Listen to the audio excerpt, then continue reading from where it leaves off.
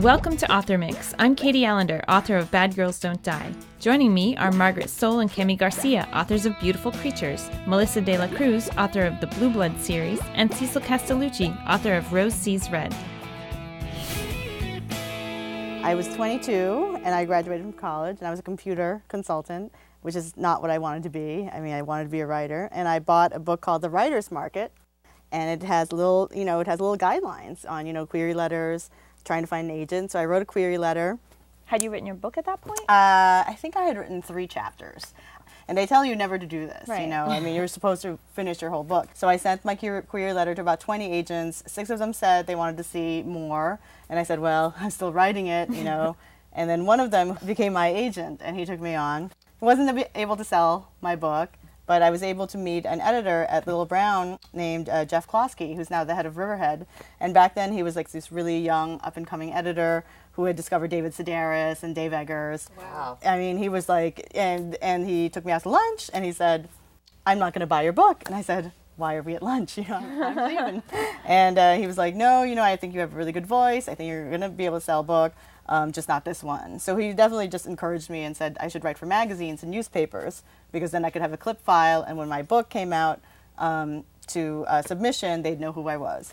So I did that for a while, for a long time. I wrote another novel that didn't get sold. I got, I was on my 4th agent, and then finally I was 27, and I thought it was never, ever going to happen, almost kind of gave up. And I was writing for his website, a column about this kind of fashion, a broke fashion socialite in New York.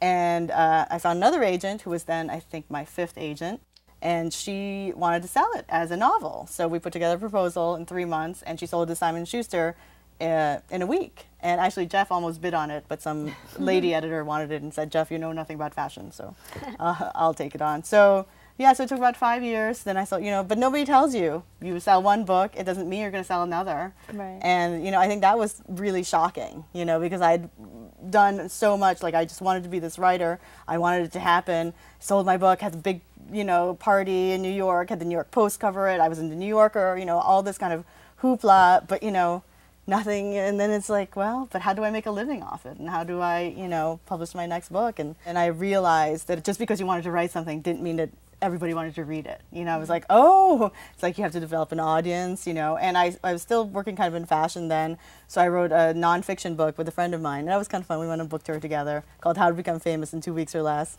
So we went on this big book tour, and while I was on book tour, Simon & Schuster called and said, we think you might be a good YA writer. Your voice might be good for teens. It's kind of bubbling up now. Gossip Girl is doing pretty well. It just came out that year.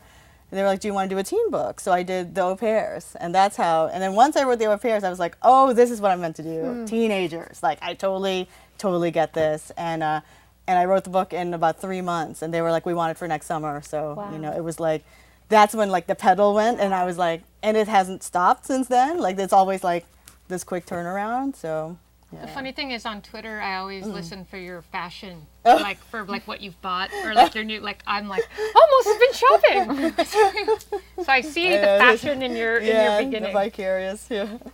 I always wanted to write YA. I mean, ever since I was like a teenager. I mean, like it was like my favorite thing, because I think it's when I fell in love with reading. I had an actress friend who told me it's a 10-year waiting list for any art form. And so I just had that in my head, like, oh, it's going to take me 10 years. Yep. And so I'll just, do my work and write a book and then write another one and write another one. And so I wrote my first novel, which was never published and is in a drawer, and it was called Chloe's Jam. And then I wrote 2 more after that and a picture book, and none of those got published. But every single one of those books opened up a door a little bit. It got me my first agent, then it got, another one got me my second agent, got me, lunch with an editor who was like, you're a YA writer for sure. And, it's like all of those things. But it actually took me 7 years before I sold my first book, which was Boyproof. And I had joined the Society of Children Book Writers and Illustrators, and I used to go to the Working Writers Retreat, and then this editor was there from Candlewick. She said to everyone, oh, if you send either a full manuscript of a picture book or the first chapter of a novel, I'll read it and I'll give you notes right away. And so I sent this picture book that I'd written called Grandma's Gloves, And this was 9 years ago.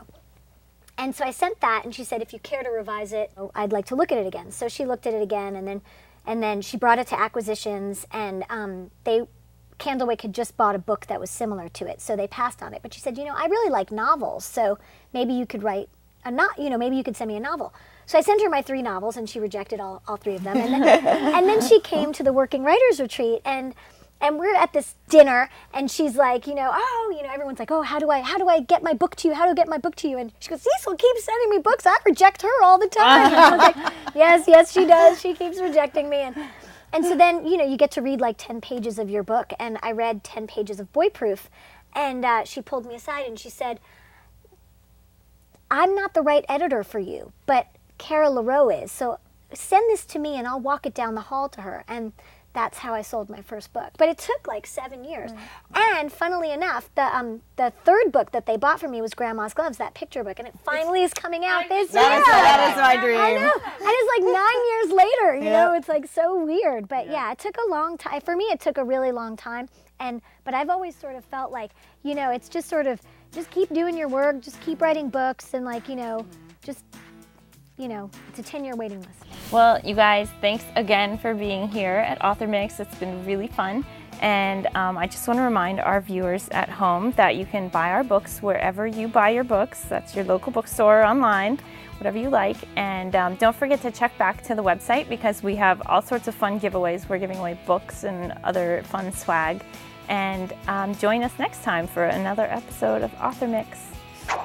Go to authormix.com to learn more about us and our books. Cecil's YA novel, Rose Sees Red, and picture book, Grandma's Gloves, are available now. Kemi and Margie's Beautiful Darkness, the sequel to Beautiful Creatures, hits stores October 12th. Melissa's Misguided Angel, the 5th Blue Bloods book, is due out October 26th. And From Bad to Curse, the sequel to Bad Girls Don't Die, hits stores next spring.